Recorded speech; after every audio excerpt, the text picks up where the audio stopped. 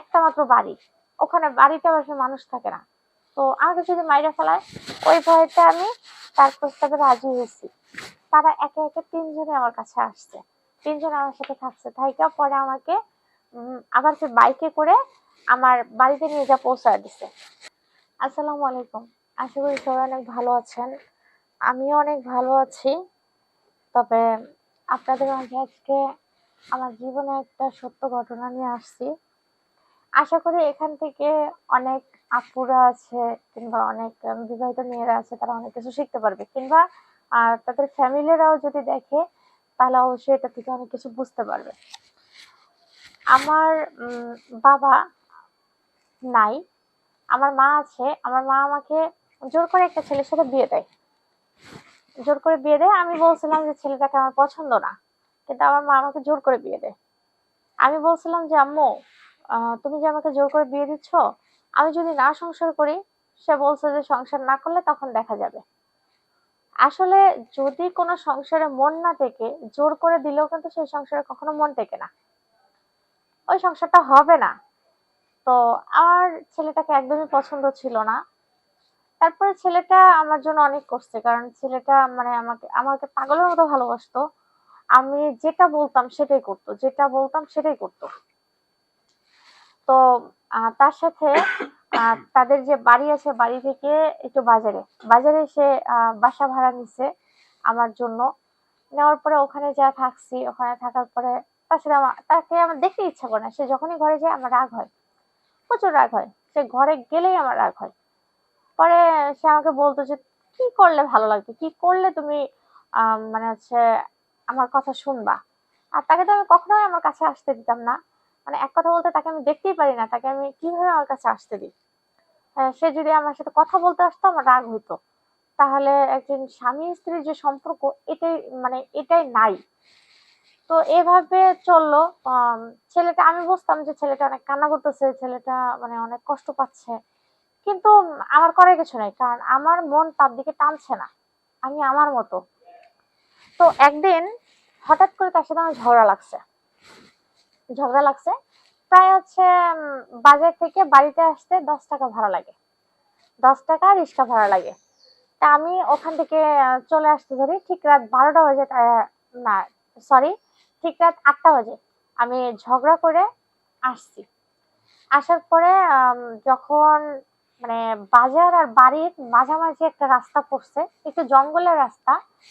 ওখানে আসার পরে আমার সম্ভবত ওই বাজার থেকে আমাকে 3টা ছেলে ফলো করছিল। 3টা ছেলে ফলো করতেছিল, মানে হয়তো বা ওই এলাকার নেতা খেতা আছে না, মানে নেতা খেতা কিছু পোলাপান আছে, ফালতু কিছু পোলাপান আছে, এরকম 3টা পোলাপান আমাকে ফলো করছিল। তো ফলো করতে ধরে মানে মাঝ রাস্তায় যখন আসা হয়েছে 8টা বাজে, 8টা বাজে তো গ্রামের দিকে মাঝ রাস্তা খুব মানে খালি থাকে অনেকটা। তো জঙ্গলের সাইডে এসা ওনারা হচ্ছে একদম মানে ভ্যান গাড়ি, তো ভ্যান গাড়ির সামনে এসে আটকাইছে। আটকানোর পরে বলতেছে যে তুই নাম। ডাইরেক্ট এভাবে বলতেছে নাম। আর অটোওয়ালা বলতেছে যে আপু আপনি কি চেনেন? আমি বললাম যে না ভাই, আমি তো চিনি না। পরে বলতেছে তাই? বলে যে ভাই আপনার ছাইড়া দেন, ওনাকে নিয়ে যাই। পরে বলছে যে না, ওনাকে নিয়ে যাওয়া যাবে না, তুই যা। পরে অটোওয়ালা যায় না দেখে অটোওয়ালাকে 2টা চড় মারছে। মারার পরে সে ভয় পায় চলে গেছে। আর আমাকে ওই 3টা ছেলে মানে গলায় ছুরি বাজাইছে যে তুই যাবি না হচ্ছে ছুরি দিয়ে পোঁছ দিব। তো মানে ফালতু পোলাপান সবকিছুই পারে, আর আমি একটা মেয়ে মানুষ, আমি তো অবশ্যই ভয় পাইছি।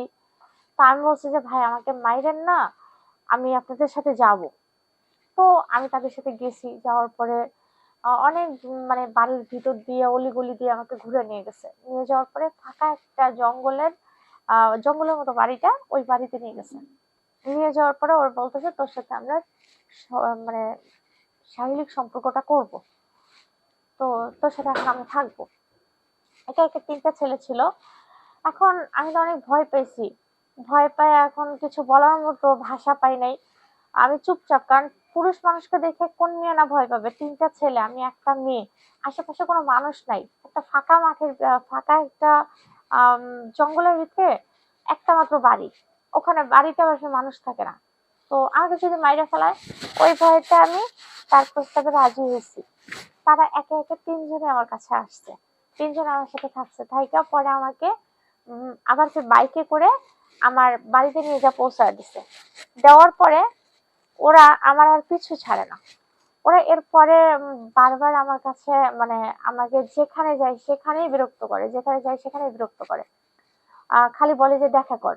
এভাবে আস্তে আস্তে ওই যে বাজেটটা আছে, বাজেটে অনেক পোলাপান এভাবে মানে এই বিষয়টা জানা গেল। জানার পরে সব পোলাপান বাজারে ঢুকলেই পোলাপানেরা মানে আমাকে ছাইকা ধরে। তখন আমি আমার হাজবেন্ডের কাছে আবার ফেরত গেলাম।